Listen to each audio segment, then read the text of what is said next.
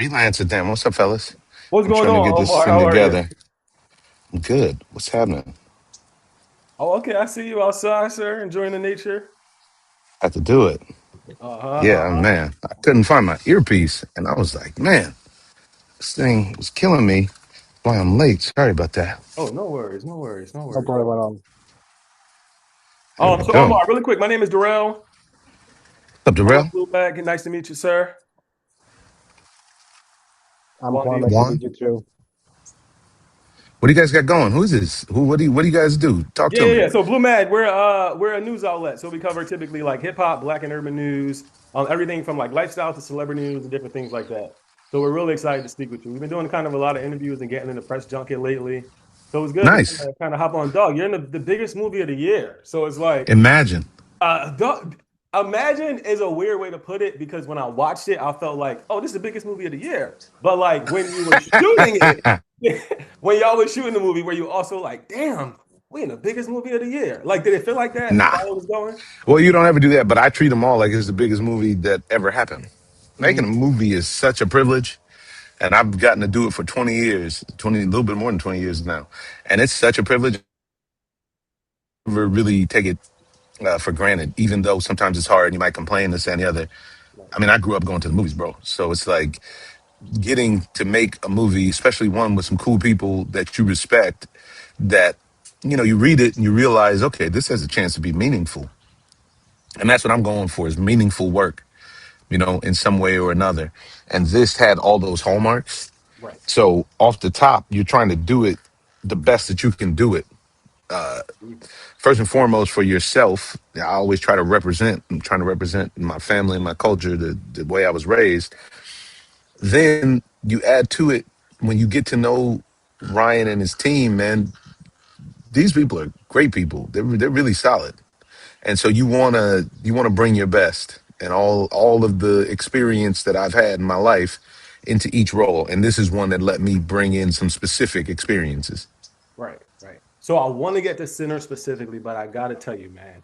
So, sir, as I was Googling and getting ready for the interview, Omar, I'm like, if it wasn't for the fact that I've seen you in so many things, and like you mentioned, you've been doing this for 20 years, I would have been like, man, Omar, like 32 years old. Like, so is it just good genes and drinking water? Like, what is it, brother? Like, how Man, are I'm you on able to this get this water. feeling? Believe it.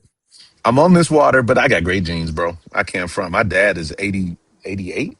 My dad is 88, 80. My dad's hella old, and he's still sharp. And my mom is 83. She's still with it.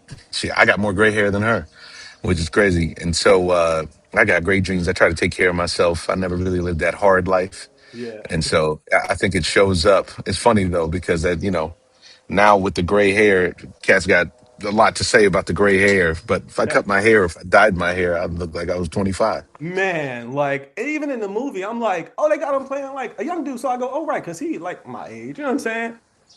Would have never, man. You could sweep out here, and nobody would even know. They wouldn't even know it. I'll let my colleague Juan jump in here in a little bit. But I want to ask you, man, like you said, you've been doing this for a really long time.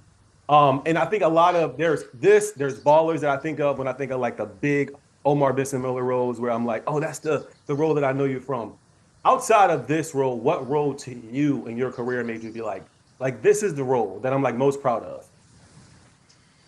It's funny. For me, it's Sam Train and Miracle of St. Anna. Hmm. Because the thing is, the movie changed my life beyond. Once again, I got to play a Southerner, which was cool because I got Southern roots. But two, in that situation, I was playing a soldier. And before he passed, I got to speak to my uncle, who was a Golden Gloves boxer in the Army during World War II. And I got to incorporate some of his stories in my work. That kind of thing means so much. It's so much deeper than getting a paycheck or getting famous or something like that. So when the elements add up like that, it makes you take notice. And then on top of that, Spike took a chance on me, man. I lost 80 pounds to be in that movie. Hmm. And so that changed my life in a physical sense because I lost a gang of weight to be in the movie. So I would say Sam Train. And then I can't front. The thing that took me over the top was CSI Miami. CSI Miami was I great. didn't do TV for the first few years of my career. first like 10 years of my career, I was primarily in the movies. Hmm. Um, and man, Jerry Bruckheimer blessed me and had them write this role for me on Hmm. CSI Miami. And I tell you the truth, man, I would have been on that show for 25 years if it would have ran it, because I was a black scientist that was also a cop and an authority figure that was a stand up guy. And at that time, particularly, I felt we really needed that in the culture and the community. And it's a trip because so many people come up to me to tell me that the show influenced them to take forensic science as a major, or AJ, administration of justice as a major, and this, that, and the other. So, again, it comes back to impact. Actually having impact and doing stuff that's meaningful is the real goal. Yeah. I want to ask about CSI Miami. I know you said you would have done it for as long as you could have done it if you could have done it essentially that long. Yeah. What was that like going from doing primarily movies for the bulk of your career in the beginning to then skip into a procedural drama where not only are you like on TV every day, so your visibility is big, but also like the work that you're doing is a lot more extensive. You know, in a weird way, it was a lot easier Mm, because the material itself doesn't require as much from you. got you. The structure is already set up where it's good versus evil, and by and large the good guy is going to win, and you have to put the pieces together of the puzzle to then get to that conclusion, Right. right? So for me, coming off of stuff that requires a lot of personal introspection and the kind of work that you have to do to build a character from scratch in the movies, to the kind of supporting thing that I was doing on CSI, was lighter in a certain sense. But it was heavier in another sense because that's when I really started to understand the impact of television, Mhm. because that's what changed everything. After that show, anywhere I get off the plane in the world, they know who I am. Right. And I mean, the show was the biggest show in the world when I joined. And that actually really means something for your profile, because you go places and everybody knows you. It's a different kind of intensity. And then when you're on TV, the way that people know you, they know you in this very personal, intimate way, as Yeah. opposed to when you're in the movies, they may or may not have seen the movie. I mean, more people will watch a rerun of CSI Miami than the entirety of the people who watched Miracle of St. Anna. Right. All right. I got a A in your weird business. equation. No, I get it. I got a weird in your business question, and you can just tell me to shut up because I'm minding your business. But would you say the TV checks was bigger or the movie checks were bigger? Like, which one were you like, oh, Oh, the this is where TV the money check's is? bigger. It's not even up for debate. I can't speak for anybody else, Right, but the TV checks help you eat. The TV checks pay for your land and whatnot. That's how that works. right. So the movie checks. If you get to be one of the chosen few in the movies that gets big crazy money, Hmm. hey, then I'm sure you would prefer that. Yeah. You know what I mean? Okay, okay. I got you. I got you. Juan, you want to jump in here? Sure. Again, Omar, 16 nominations and sinners. That's amazing. Congratulations. Unreal. Must Thank you, Juan. that must feel amazing to be part of. I wanted to ask you, when you were on the set making the film, do you have like any sense that sinners might go that crazy, that have become like this massive big thing? No, no, you don't know. And that's what I liked, because we were doing something and Ryan asked us to come along and rock with him on a ride for something that was taking a big swing.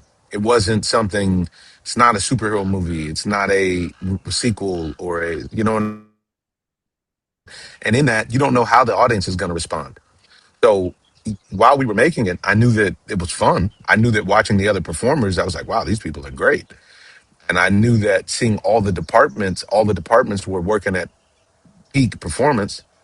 I knew that the costumes were great, that the visual effects were great. I knew that the sound and the music was great. I knew that, the cinematography was on point. So you get excited about all these elements coming together.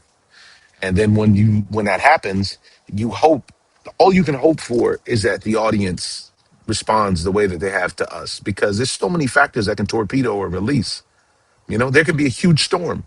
There could be a huge nor'easter that takes out the whole East Coast on your opening weekend, and then it could fall flat after that. There could be this, there could be that. So the perfect storm has to take place for you to get blessed, for the movie to open under the right conditions, with no scandals, with no, political events and this, that, and the other, that then in turn put you in a position where, boom, we can actually get busy. Yeah, there's a couple of subjects that I'm really interested in here to talk with you about. First, just say that it was like a fun movie to make.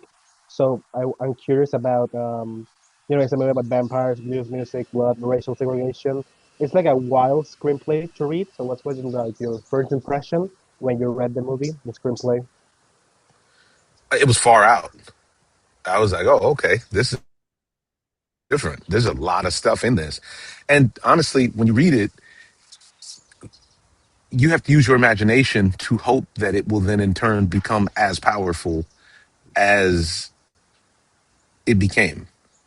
That this is the thing. I can't stress this enough. You don't know. Filmmaking, art in general is not an exact science. So you have to take a shot with all of this stuff to work out. And that's what we did. And what was great was is that the audience rewarded us because they appreciated us taking a shot and stimulating them with something different, not more of the same.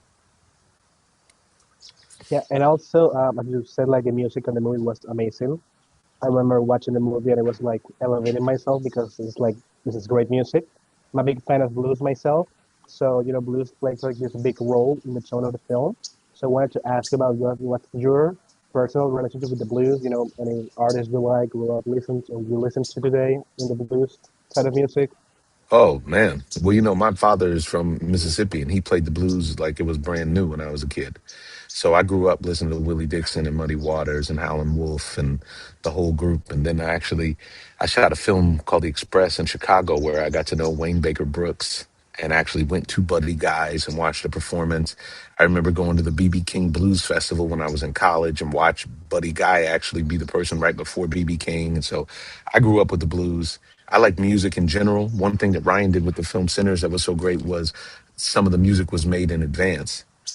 And so we got to hear it, some of it in advance. And that was exciting, you know? And so it's you don't really often get that part of it making a movie. So much of it as an actor, so much of it happens after you've done your work. It takes a lot of people. It's a huge team that it takes to create a film. So when you got shot in the face, right? In the movie, of course. But like when you got shot in the face, the prosthetic that you wore afterwards, what was that process like? Like how long was the getting ready part? Like The it, worst. it The seemed like worst. it. Talk to me about Yeah, it. we have a wonderful makeup team department. I bet you they win awards for this. Um, it took the initial one took about 2 hours to put on, Hmm. and I think that they got it down to about an hour and a half, hour 45, and you just got to sit in the chair while the artist does their work. Yeah. It was a lot, and that for coming from somebody who doesn't even wear makeup when I make movies, Hmm. that's a big deal. So Yeah. like I come to set ready. I come to work ready. All I have to do is put on my clothes. Right. And so for me, spending an hour and a half, 3 hours in the chair both ways for that period of the film was rough. And on top of that, it was like a muzzle. It covered my mouth. It covered almost all of my nose. You can't talk. You can't really breathe well. You can't eat or drink anything. It's 95 degrees with 90% humidity in Louisiana. Mhm. It was rough. It was hard. We're trying to dance. We're doing an Irish jig, and like it was a lot. And so Yeah. the process was tough. It was cool because we were all going through it together. I was getting mine on while Haley was getting hers on, while Mike was getting his on. Mhm. Everybody had something to do. And honestly, Jack might have had it the worst. Jackie had to wear a lot of prosthetics for this at the point when he actually turns towards the end Mhm. and they set him on fire. He did it. Yeah. Jack had it way worse than me, Uh, but it wasn't. It was different. And once again, this is something that I liked, and one of the reasons I wanted to take the role is because it was different. I had never done that before. yeah. I'd never had my face mangled in a film before. I'd never had that experience of wearing a prosthetic to that degree before. So it's like that was cool. Yeah. I want to jump back to the Oscars really quick. Obviously, we're rooting for Sinners to win as many, all of them, ideally. But like, what movie in the Oscar contender roster right now are you like, okay, if if Sinners don't take this home, we could lose to so and so. What's that movie for you that you were like, okay, that's a good second best, you know? I don't want to lose to anybody. I me Okay. personally, I don't think art should be. I personally don't think art should be a competitive thing. Hmm. But if they're going to make it competitive, nobody was better than Sinners in Okay. any category, if you ask me. Now, my two favorite films that I've seen so far that I was not in were actually two foreign films. That it was just an accident and no other choice. And I was surprised no other choice didn't get more nods. But it was just an accident is brilliant. I I haven't mean, seen it. What about it makes it your absolutely favorite film? brilliant. Oh my goodness, you got to see it. Okay. It's hard to explain. Arguably the greatest closing shot to a film ever that I've All ever right. seen. I like films. I'm gonna check it out. But it is a powerful, relevant piece, and that that no frills, no special effects, just outstanding writing, storytelling, directing, performing, cinematography, etc. I love the film. I love the film, and so yeah, it's a very powerful piece. And I got to go see The Secret Agent. I hear that one's great. I was surprised by Begonia, and I really like that one. Okay. And so, Oh, yeah. oh, please. First of all, I didn't think it was, not that I'm not gonna say I didn't think it would be that good. Emma Stone obviously kills it every time. But like when you see it and you watch how it unfolds, I'm like, oh, it's a Yeah. masterpiece, man. Yeah. It's good. When the twist hits you, you're like, oh, Uh-huh. For sure. I loved it. I loved it. Just a few more questions, and we're gonna let you get out of here. Go ahead, Juan. I'll let you jump back in. Sure. So like going back to Sinners just for a little bit, I would like to ask you about you like as an actor. The films with like really heavy themes like history, identity, trauma. As an actor, when you see like a project that carries this much like emotional and cultural weight, how do you approach that role? How do you prepare yourself as an actor for that role? Well, I try to prepare myself with respect and reverence for the material and what the time period and the circumstance of the material presents. And then from that point, I have to bank all of that and get into the reality of whatever the character is in that moment. Being present in that moment is critical. And so the stuff that, if it's historical, the stuff that we know now, you can't have that knowledge as the character because that's with whatever time that's passed that has given you this sort of wisdom. So the characters have to make the best decisions that they can in that time, in real time, you know? And so for me, my goal is honesty all the time. I just want to be as authentic and believable as possible so that when you will see me in the film, I want you to believe me and say, oh, yeah, man, that dude, wow. He reminds me of my cousin, my friend, my brother, my uncle, my dad, my husband, blah, blah, blah. I want that. That's what I'm going for. And if I do my job correctly, that will evoke feeling.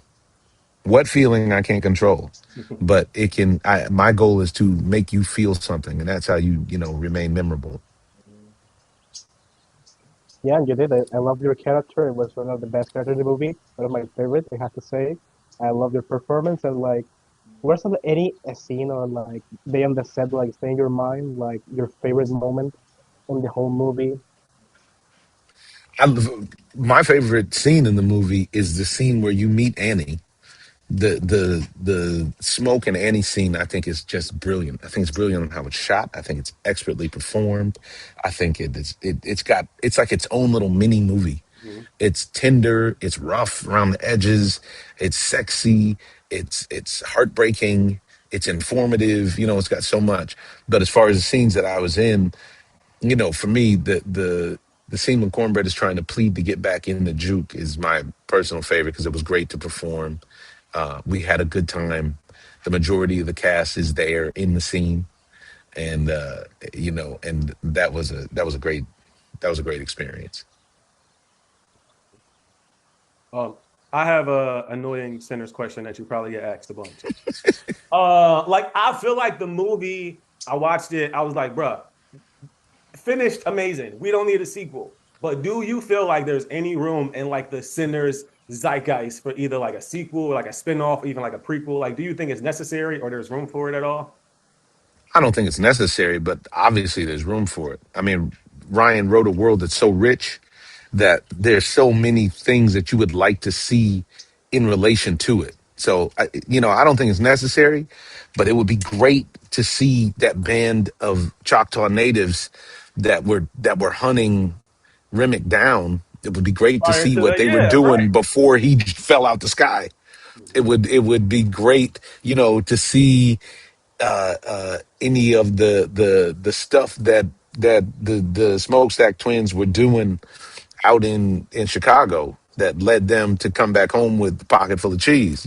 Mhm. So there's a lot of things that it would be great to see, and you could even say it would be great to see where Stack and Mary, are living modern day. Mm, You know what I mean? So it's like there's a lot to be mined, but I don't think any of it is necessary. got you. I mean, a young cornbread storyline. Come on, bruh. Come on.